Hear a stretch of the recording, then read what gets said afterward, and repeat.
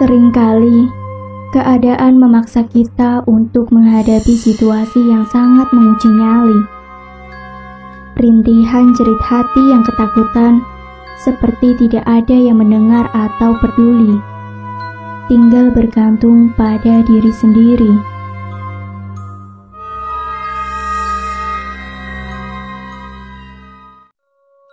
Sendirian, nyaris tengah malam, di tempat yang baru saja aku tempati. Suasananya sangat sepi, di lahan luas yang atasnya berdiri 2 bangunan. Di rumah yang gak terlalu besar ini, aku seorang diri. Di ruang tengah menonton televisi. Biasanya, jam 10 sudah lelap tertidur. Tapi malam ini berbeda. Aku sama sekali belum merasa kantuk. Mata terus memperhatikan layar TV. Sampai ketika sesuatu mulai terjadi. Ada sekelebat bayangan bergerak di depan rumah. Aku melihatnya dari balik tirai jendela. Seperti ada 2 orang yang melintas dari kanan ke kiri, tapi tidak bersuara sama sekali. Tentu saja aku penasaran. Kemudian berjalan mendekat ke jendela, lalu membuka tirainya. Tidak ada siapa-siapa di luar. Sepi dan kosong. Terang lampu teras memastikan semua itu.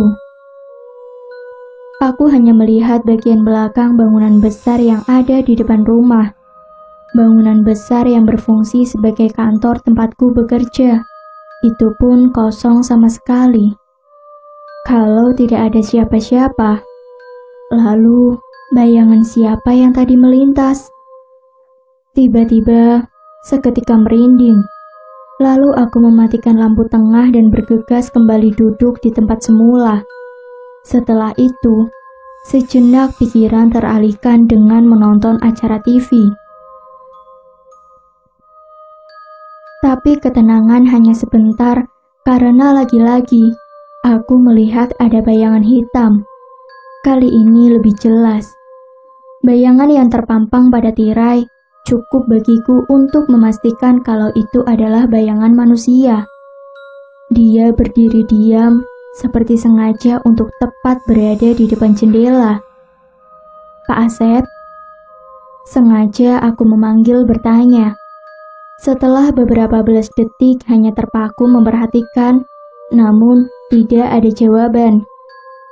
Pak Asep adalah OB kantor yang baru beberapa hari belakangan aku kenal. Bayangan itu masih terus berdiri, masih juga tidak bergerak. Melihat itu, sekali lagi aku bangkit dari duduk, lalu mendekati jendela. Sempat ada ragu sebelum akhirnya aku membuka tirai. Rasa penasaran yang memaksa semuanya. Tidak ada siapa-siapa di luar.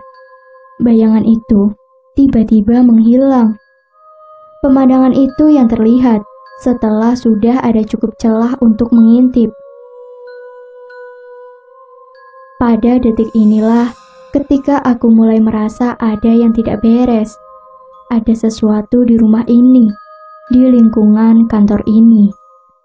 Beberapa menit sebelum jam 12 tengah malam, aku memutuskan untuk masuk kamar. Bukan karena mengantuk, tapi karena semakin merasa ada yang aneh, ada yang janggal. Udara Cimahi yang cukup dingin menjadi semakin dingin. Aku sendirian di dalam rumah di belakang kantor. Kantuk belum juga datang. Aku terbujur kaku berselimut sebatas dada, berharap semoga tidak ada kejadian apa-apa. Waktu terus bergulir, menit berganti menit, perlahan melewati tengah malam. Sesekali coba mengalihkan pikiran dengan membuka ponsel, berselancar memperhatikan lini masa media sosial. Tapi hanya sebentar. Setelahnya, aku kembali tersadar kalau sedang berada di dalam situasi yang menggugah nyali. Suasananya sangat sepi. hanya terdengar sesekali suara mesin kendaraan yang melintas di jalan depan kantor. Itu pun hanya sayup terdengar karena jaraknya cukup jauh. Selebihnya ya tidak ada suara lain lagi. Oh ya, ada pohon besar yang berdiri di samping bangunan mes yang sedang aku tempati ini. Sesekali, angin malam bertiup menggorang daun dan ranting pohon itu. Tentu saja menghasilkan suara walau tidak terlalu bising. Tapi, lamunan berhenti ketika mataku menangkap ada pergerakan pada celah sempit di bawah pintu kamar. Lampu ruang tengah yang tadi sebelum masuk kamar aku nyalakan, ternyata malah menjadi salah satu faktor pemberi keseraman berikutnya. Dari celah bawah pintu, aku melihat ada sekelebat bayangan yang bergerak dari depan ke belakang.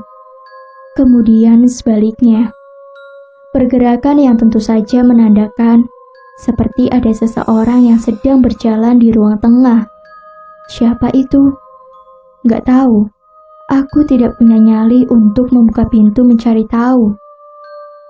Tidak ada suara sedikit pun. Juga suara langkah kaki atau apapun. Tapi bayangan itu terus saja seperti mondar-mandir di ruang tengah. Yang sungguh membuat ketakutan ketika melihat kalau sepertinya sang empunya bayangan tiba-tiba berhenti bergerak, lalu berdiri diam tepat di depan pintu. Tapi hanya sebentar, kemudian bergerak lagi. Aku menarik selimut sampai wajah hanya menyisakan kedua mata untuk terus memperhatikan situasi. Kejanggalan seram ini terus berlanjut hingga lewat dari jam 1. Bayangan itu terus bergerak di ruang tengah tanpa suara.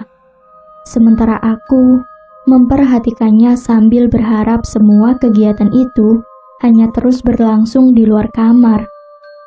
Tapi ternyata harapan tidak jadi kenyataan ketika aku melihat kalau gagang pintu kamar secara perlahan bergerak sendiri, seperti ada yang sedang mencoba membuka pintu dari luar. Entahlah, aku lupa apakah tadi sudah mengunci pintu atau belum. Pikiranku mulai dan semakin kalut ketika gagang pintu itu mulai bergerak-gerak. Cukup lama hal ini terjadi, sekitar beberapa menit, tapi pintu masih terus dalam keadaan tertutup. Tapi akhirnya, yang sangat aku takutkan terjadi juga. Pintu akhirnya mulai terbuka meski perlahan. Keringat dingin mengucur jatuh dari ubun kepala. Dada sesak karena nafas tersengal ketakutan. Sementara pintu terus bergerak terbuka. Sentimeter demi sentimeter. Lampu ruangan tengah masih menyala. Terangnya menjelma jadi garis cahaya yang masuk ke dalam kamar karena pintu mulai terbuka lalu membuat celah. Aku menarik badan hingga akhirnya jadi berposisi duduk di pojok tempat tidur.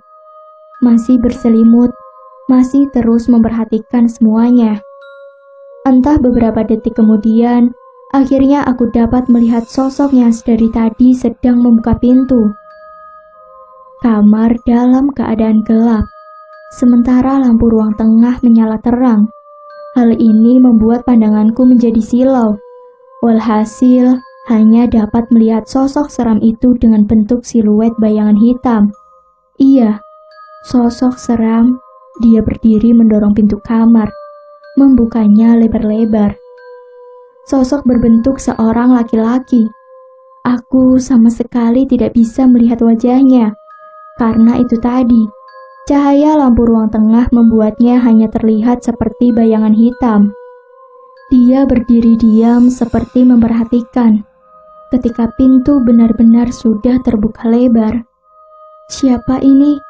Mau apa dia? Tuhan, aku sangat ketakutan. Jantung seperti berhenti berdetak. Rasanya sulit sekali bernafas. Dadaku sesak. Semua semakin menjadi-jadi ketika dia kemudian mulai bergerak. Bergerak masuk ke dalam kamar, mendekati aku yang sedang di ambang batas kesadaran. Sosok seram bergerak melayang, perlahan, terus mendekat. Sampai jarak kami hanya tinggal menyisakan beberapa langkah saja. Aku masih melihatnya berbentuk bayangan hitam. Di ambang batas kesadaran, ketakutan menyeruak memenuhi pikiran. Aku terus mengikuti pergerakannya, sampai akhirnya dia berhenti tepat di sisi tempat tidurku.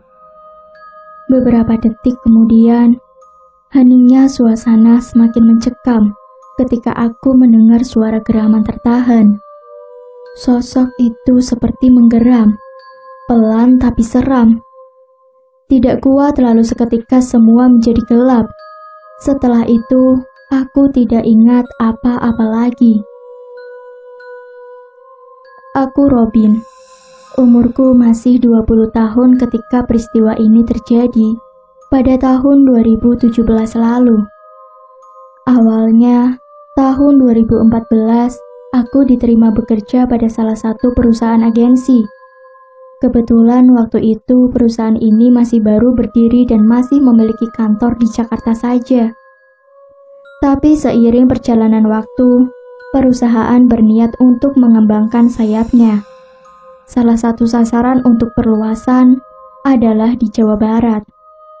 Nah, akhirnya pada awal tahun 2017, perusahaan merealisasikan niatnya dengan mendirikan kantor perwakilan di Jawa Barat. Entah apa alasannya, sampai akhirnya para atasan memutuskan untuk menyewa satu bangunan yang berbentuk rumah besar untuk dijadikan kantor. Kantor baru kami ini letaknya di Cimahi, bukan di Bandung. Aku yang lahir dan besar di Jakarta, akhirnya malah ditugaskan untuk bekerja di Cimahi.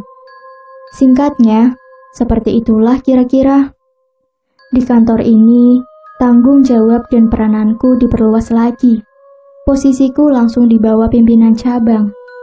Bin, nanti di Cimahi nggak perlu nyari-nyari kos lagi. Ada rumah kecil di belakang kantor yang bisa jadi tempat tinggal lo dan karyawan lainnya nanti. Jadiin mes lah kira-kira.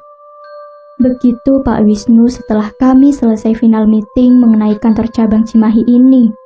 Kalimat yang membuat langkahku semakin ringan. Dalam prosesnya, 2 atau 3 kali aku sudah datang berkunjung ke Cimahi sebelum kegiatan perusahaan berjalan normal.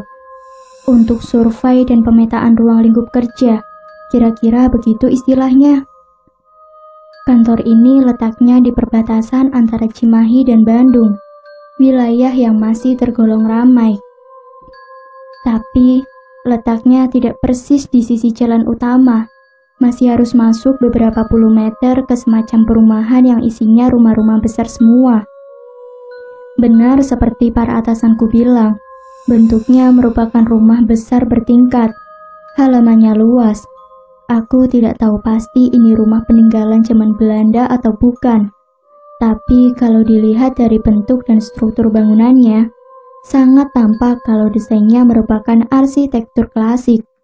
Pokoknya tipikal rumah-rumah zaman dulu. Kalau di Bandung, rumah-rumah yang bentuknya seperti ini masih banyak bisa kita lihat di Jalan Cipaganti dan Juanda. Sudah kebayang akan bentuknya? Juga benar kata Pak Wisnu, di bagian belakang bangunan rumah besar bertingkat ini ada lagi satu bangunan berbentuk rumah yang ukurannya lebih kecil, namun masih sama desainnya. Rumah zaman dulu. Rumah kecil ini yang akan aku tempati selama tinggal dan bekerja di sini nantinya. Ketika survei inilah pertama kalinya aku bertemu dan berkenalan dengan Pak Asep. Beliau yang nantinya akan bertugas sebagai security kantor. Pak Asep merupakan putra daerah Cimahi, tinggalnya tidak jauh dari kantor. Mas Robin, nanti tinggal di mes sama siapa lagi?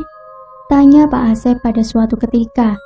Ada orang kantor dari Jakarta juga Pak, Via namanya. Nanti dia akan datang kalau kantor sudah siap. Iya. Nantinya baru hanya aku dan Vian saja yang akan tinggal di mes belakang. Hampir semua karyawan di kantor Cimahi ini adalah orang baru. dan hampir semuanya bertempat tinggal di Cimahi atau Bandung. Jadi, mereka tidak perlu menggunakan fasilitas mes yang ada. Pada suatu minggu siang pertengahan 2017, aku dengan tas ransel besar berisi pakaian dan segala perlengkapan sampai juga di Cimahi untuk memulai bekerja pada Senin esoknya. Pak Asep menyambutku di kantor dengan senyumnya. Dia sendirian menungguku sejak pagi katanya. Harusnya aku datang bersama Vian, tapi pada detik-detik terakhir dia memutuskan untuk berangkat Senin pagi dari Jakarta karena ada keperluan mendadak. Karena itulah akhirnya aku berangkat sendirian. Oh iya, aku gambarkan sedikit tentang bangunan kantor ini. Lantai bawah berisi beberapa ruangan besar. Di sini ada resepsionis, ruang meeting kecil, ruangan pimpinan cabang, dan beberapa ruangan lain. Di lantai atas ada ruang meeting lebih besar, beberapa ruangan yang diperuntukkan bagi manajemen proyek. Akulah orangnya yang diberi tanggung jawab menangani ini. Ruanganku letaknya di sudut belakang, bersebelahan dengan gudang kecil yang waktu itu isinya belum banyak. Untuk menuju ke sana, harus melewati beberapa ruangan lain, termasuk ruang meeting tadi. Begitulah gambaran singkat bangunan utama. Sedangkan rumah kecil di belakang, mes tempat tinggalku, bentuknya rumah tidak bertingkat, rumah biasa dengan 3 kamar di dalamnya. Tapi ya gitu, sejak pertama kali menginjakkan kaki di kantor ini, isi pikiranku langsung melanglang buana ke puluhan tahun di belakang. Suasana bangunan rumah ini sangat zaman dahulu. Mungkin karena bentuknya menunjukkan seperti itu. Selain itu, aku juga merasakan ada hal yang aneh. Perasaan yang tidak biasa, sulit untuk menjelaskannya. Di sini beberapa kali aku merasa seperti ada yang sedang memperhatikan, entah siapa.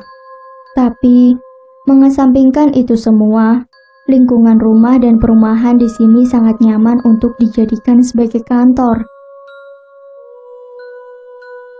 Hari Minggu itu aku habiskan berbincang dengan Pak Asep. Banyak bahasan yang tertuang dari pekerjaan sampai urusan keluarga. Mas Robin, nanti malam saya izin pulang ya. Semalam sudah menginap di sini. Tiba-tiba Pak Asep bilang begitu. Tenang, di sini aman kok. Kalau malam keamanan dipegang oleh security kompleks ini.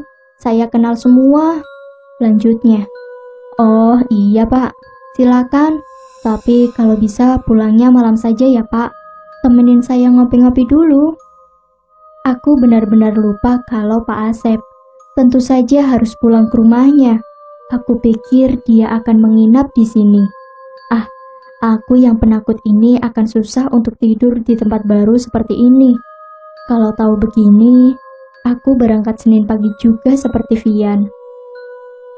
Malamnya, Pak Asep menunaikan janji menemani aku sampai hampir jam 10 malam. Sebenarnya dalam hati, aku berharap Pak Asep mau untuk menginap di sini. Tapi apa daya, aku tidak berani untuk memintanya. Benar seperti itu, mendekati jam 10 malam, Pak Asep pamit pulang.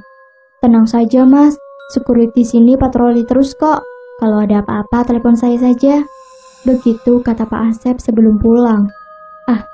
Tapi tetap saja, aku tidak bisa tenang. Setelah Pak Asep pulang, aku harus melewati malam pertama di mes kantor baru. Malam pertama yang sungguh sangat menyeramkan. Kisahnya sudah aku ceritakan di awal tadi. Pagi harinya, aku tersadar sekitar jam 6:30. Dibangunkan oleh suara ketukan pintu Pak Asep. Syukurlah, aku akhirnya bisa melewati malam yang menyeramkan. Hari-hari berikutnya aku tidak sendirian lagi, karena ada Vian yang akhirnya datang dan tinggal bersamaku di mes. Seperti yang aku bilang di awal tadi, lingkungan kantor ini punya aura yang agak aneh. Bangunannya seperti hendak bercerita. Seringkali juga merasa kalau seperti ada yang sedang memperhatikan, entah siapa. Lalu banyak kejadian yang aku dan teman-teman kantor alami. Tentang bayangan hitam, ternyata setelah peristiwa malam pertama itu, aku masih beberapa kali melihat penampakannya. Entah itu di depan mes, di dalam mes, di halaman atau malah di dalam kantor pada jam kerja. Pernah suatu malam ketika dengan terpaksa aku harus kembali ke ruang kerja karena ada barang yang tertinggal. Ketika sudah berada di lantai atas dan barang yang aku maksud sudah dalam genggaman, tentu saja aku berniat untuk turun dan kembali ke mes. Tapi betapa terkejutnya ketika aku melihat bayangan hitam itu muncul lagi. Dia berdiri di lorong menuju tangga. Lorong itu adalah satu-satunya jalan yang harus aku lalui kalau mau turun. Tidak ada jalan lain. Beberapa saat lamanya aku diam berdiri hanya bisa memperhatikan dalam ketakutan, menunggu sosok hitam itu pergi. Selain bayangan hitam, ada beberapa penampakan dalam bentuk lain. Bukan hanya aku yang melihatnya, tapi rekan kerja lainnya juga. Tapi ada satu sosok seram yang paling sangat aku takuti. Menyebut namanya pun aku tidak berani. Menurut cerita dari beberapa teman, sosok seram ini beberapa kali muncul di lingkungan kantor. Ada yang pernah melihatnya di ruang meeting, di lantai 1 dan ruangan lainnya. Ada juga yang bilang pernah lihat dia sedang berdiri di bawah pohon mangga yang ada di belakang, yang letaknya persis di samping bangunan mesku. Pokoknya seram. Tapi untungnya aku sama sekali belum pernah melihat penampakannya.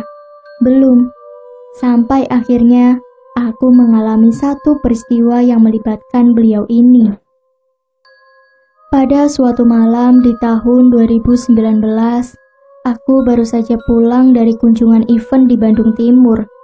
Belum terlalu malam, masih jam 10. Saat itu aku sudah tahu kalau Vian sudah pulang ke Jakarta, jadi aku akan sendirian bermalam di mes. Setelah memarkirkan mobil di depan kantor, aku lalu berjalan ke belakang. Tapi sebelumnya, ketika masih di dalam kendaraan, aku melihat Pak Asep masih sedang membereskan ruangan depan kantor. Kami hanya bertegur sapa dari kejauhan. Melihat masih ada Pak Asep, aku jadi tenang. Tidak terlalu sendirian jadinya. Aku yang sudah sangat lelah, sesampainya di dalam mes memutuskan untuk langsung mandi kemudian istirahat. Benar adanya. Selesai mandi aku langsung rebah di tempat tidur, lalu hilang masuk ke alam mimpi. Nyenyak terlelap, tapi tidak sampai pagi. Entah pukul berapa aku malah terjaga, terbangun dari tidur. Ada suara seperti itu di jendela kamar, seperti ada yang mengetuk-ngetuknya dari luar. Karena itulah aku jadi terbangun. Masih setengah sadar, aku bertanya-tanya dalam hati, suara apa itu gerangan. Terdengar berulang kali dengan jeda yang agak lama. Aku nggak berani untuk mendekat, apalagi membuka jendela. Nggak ada nyali untuk itu. Yang ada, aku malah menarik selimut menutup nyaris seluruh badan. Ketakutan. Ingin sekali rasanya untuk mengabaikan, lalu tidur lagi, tapi tidak bisa. Aku bukan orang yang bisa seperti itu. Tapi, aku sedikit sudah agak tenang ketika bunyi duk-duk itu hilang. Tapi hanya sebentar. Ketika berikutnya, suara berganti dengan yang lebih menyeramkan lagi. Kira-kira seperti itu bunyinya. Jendela kamar yang bentuknya merupakan jendela kayu dengan lubang-lubang kecil memanjang, menjadikan suara-suara itu jelas terdengar. Sekali lagi aku merinding semakin ketakutan. Ditambah, sesekali suara duk-duk masih terdengar. Sampai akhirnya aku tak tahan lagi. Pelan-pelan, berdiri lalu berjalan keluar kamar. Di ruang tengah, Beberapa saat lamanya aku hanya berdiri diam, masih bingung harus melakukan apa. Sampai akhirnya aku berpikir untuk menuju mobil saja, lalu pergi keluar meninggalkan tempat ini. Aku tidak mau lagi bermalam dalam cekam. Ya sudah, aku bergegas mengambil kunci mobil. Setelah siap pergi, aku lalu melangkah untuk keluar rumah. Setelah sudah berada di depan pintu, timbul rasa ragu untuk membukanya. Gak tahu kenapa, tapi tekadku sudah bulat. Aku harus pergi dari sini. Ketika tangan sudah menggenggam gagang pintu, entah kenapa aku penasaran untuk melihat keluar terlebih dahulu. Tangan kiriku lalu perlahan membuka tirai jendela, membuat celah untuk mengintip. Aku melempar pandangan, menyisir seluruh luar rumah, dari teras sampai batas jangkauan penglihatan. Terus aku perhatikan setiap sudutnya, sampai akhirnya pandanganku terhenti ketika melihat ada sosok yang sedang berdiri di bawah remang cahaya, berdiri di jalur sebelah kiri yang akan aku lewati kalau hendak menuju depan kantor. Di samping bangunan kantor, aku melihat makhluk yang paling aku takuti. Aku melihat pocong. Jarak yang cukup jauh, kira-kira 20 meter. Ditambah pencahayaan yang kurang. Tapi aku masih bisa melihat sosok menyeramkan ini dalam keremangan. Dia berdiri diam, seperti sedang memperhatikan. Refleks, aku langsung menutup tirai, lalu mundur beberapa langkah. Jantungku berdegup kencang, keringat dingin mulai jatuh bercucuran. Namun aku tetap bertekad untuk pergi.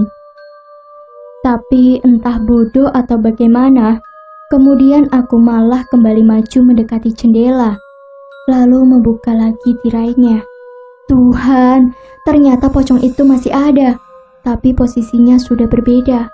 Kali ini lebih dekat dari sebelumnya. Kira-kira hanya tinggal 10 meter jarak kami. Aku semakin jelas melihat penampakannya, semakin jelas melihat bentuknya. Sosok jenazah berbalut kain putih kusam dengan ikatan di beberapa tempat. Nyaris menangis, aku lalu nekat mengerahkan seluruh tenaga yang tersisa untuk membuka pintu. Kemudian, sambil setengah menunduk, aku lari melewati jalur yang ada di sebelah kanan kantor.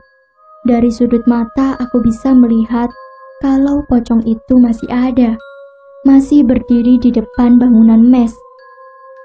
Sesampainya di depan, aku langsung menuju mobil, lalu berkendara pergi keluar meninggalkan kantor dan mes seram itu.